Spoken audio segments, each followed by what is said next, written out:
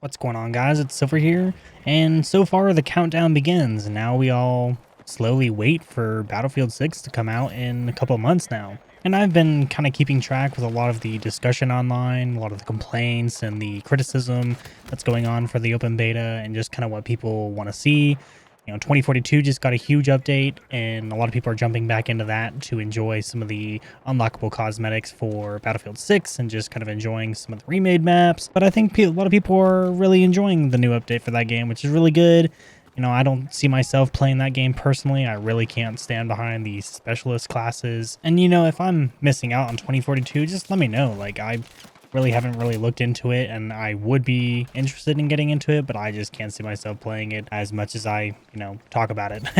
But as I'm browsing through, say, the subreddits and, online sentiment for the game, I came across a post about a developer talking about, Battlefield 6 or the release of Battlefield 6 almost a year before we even heard about anything about the game. I'm going to go ahead and read over this post, but before I do, go ahead and like and subscribe. I'm going to be talking about the Battlefield series quite a lot. So if you're interested in that sort of thing, go ahead and just hit that sub button. I'll be here making videos, trying to post every morning if I can. And sometimes I'll miss an upload, but let's not worry about that. Let's get into this post just like I promised. So apparently a former DICE developer leaked, or almost a year ago revealed, that the new DICE, or at least the new developers for DICE, Ripple Effect, Criterion, and Motive, are all part of the Battlefield dev group. And Criterion is on there because most of the meltdown after the Need for Speed series kind of fell off, but they're making the new Battlefield game, and then they claimed that it would be coming out in October, which seems to be true so far, at least. With this idea, that it seems like there are 4 different developer studios working on the game,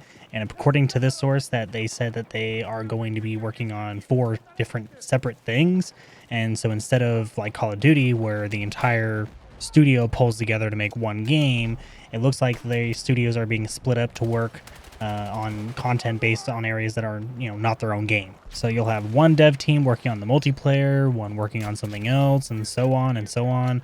And hopefully that'll spread the workload evenly, and we're not going to see, entire game studios working on, say, Call of Duty working on just Warzone and completely forgetting about the multiplayer other than adding stupid skins to the game. The next thing that was revealed is that apparently the Battlefield series is going to try for a yearly release. Apparently EA is really gunning for this opportunity, and the next game is probably going to be coming out next year in 2026. And, we're going to have full games coming out every year. We're more than likely going to see a possible, quality drop in the game each year, which is going to be pretty concerning. And that could also mean, a game comes out for mobile, or the game comes out for something else. It doesn't necessarily have to be a full-fledged Battlefield title, but if they're talking about the Battlefield series, we're probably going to be seeing, a similar game to Battlefield 6 every year. They'll drop all their content for 1 year, and then they'll drop the game, start the next one, pay your $70 to get in, and then you're playing the next title, brand new game, consume the product, get excited for the next product.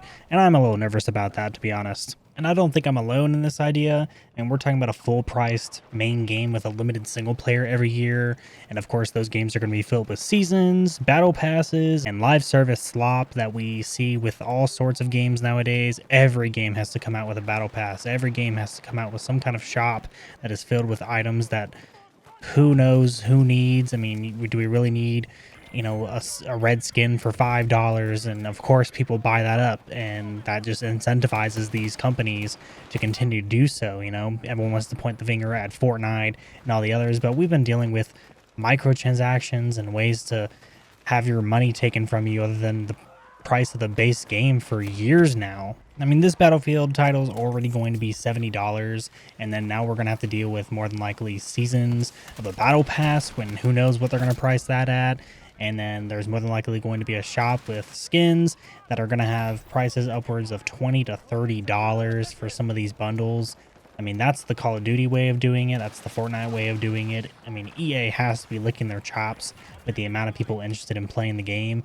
And they know there are going to be people out there willing to drop $30 to $40 for a bundle to look like some other operator or some other skin for their soldier, right? Gone are the days that we receive some kind of cool cosmetic for doing something good in the game. I mean, Battlefield 4 had a skin for all of your vehicles and your soldier for just burning some grass on Caspian border. And then there's of course the rumor of the Warzone copy for Battlefield coming out. I mean, we're obviously going to get a battle royale, and I may not even mess with that. I didn't never mess with the Warzone in the Call of Duty series either.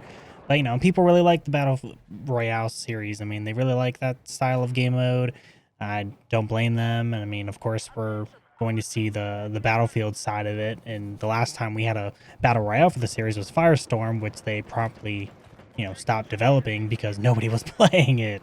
The next thing that scares me the most about this is the fact that there are supposedly going to be wild and crazy, cosmetics and crazy monetization coming into the game. The monetization is the ultimate goal for them. They want that money that everyone's willing to throw around for these $30 to $40 bundles. I keep increasing the price, but who's to know? I mean, at this point, they're going to release the game, and there's going to be $35 bundles right off the bat. And Splitgate just came out, and they had an $80 bundle, which, of course, they slashed that price down, but it didn't look good. Like, are we really going to release a game, and it's going to have monetization up the ass? There's just going to be crazy amount of high-priced skins, and if they're trying to make all these skins grounded and something that people may actually like within the world of Battlefield, are people even going to be willing to buy these skins for $20, $30, $40? I mean, I've said before, these skins should cost less than $10, and a lot of people may be willing to spend the money more. A lot of people see that $30 to $40 price tag, or even $25, and they don't want to buy this. And of course, even if it's under some other smaller currency or whatever it is that they have within the game, Battlefield coins or whatever they want to call it this year. I mean, you're going to have to spend a little bit extra cash always. So I say $40 because you need to spend $40 for these skins half the time. They don't give you enough credits for the basic $20 bundle of coins. And I really don't even have a solution to this issue other than just lowering the prices as much as possible.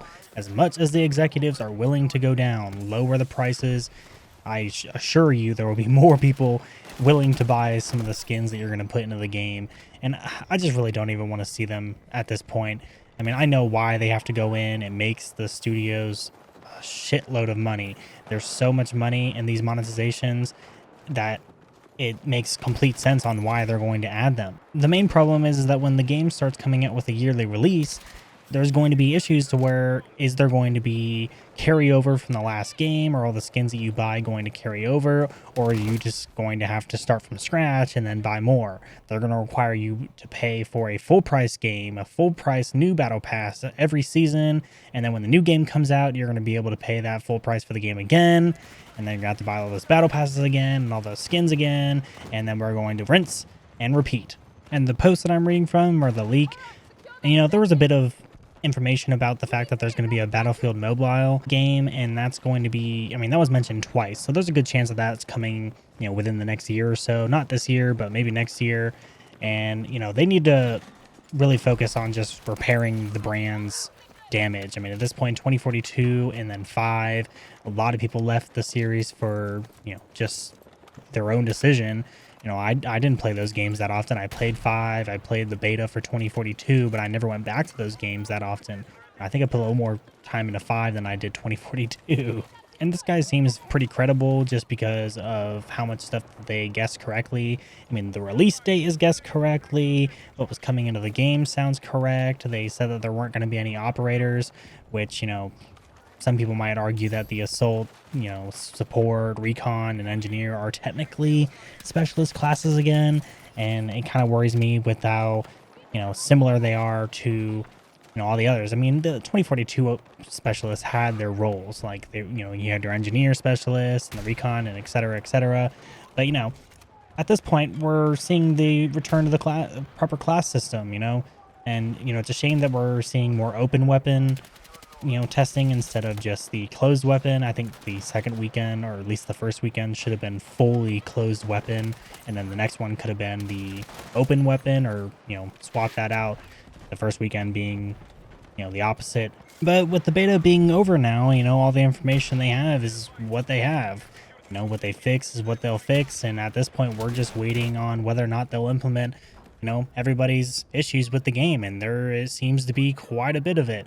I think a lot of the good about the game outweighs the bad for the game, but there's obviously going to be issues, and I really do hope that they figure out how to implement everything that everyone wanted and make everybody happy. I want this game to be good. I don't want to sit here and, see a battle pass flood the market, and then, the skins come out and they're all wacky and stupid, and then, they look good for the first couple of weeks when the game comes out, and the next thing you know, you're 4 months in and you got crazy rainbow colored looking guys with animated electricity around their bodies and stuff. I can't stand it anymore, man. It's just so dumb. Anyway, what do you guys think about all this information that came out? I mean, this guy was talking about this stuff a year before we heard any proper information about Battlefield 6, so take everything with a grain of salt. But I am interested in your thoughts. Just go ahead and leave a comment about what you think about all this. Are the possibility of yearly releases something that interests everybody, or is that turning away more potential buyers? How do we feel about the skins getting a little bit out of hand, or that being a more of a focus from the shareholders that are sitting upstairs holding all the strings for the game development? Anyways, I hope you guys all have a good day, and I'll see you guys in the next video.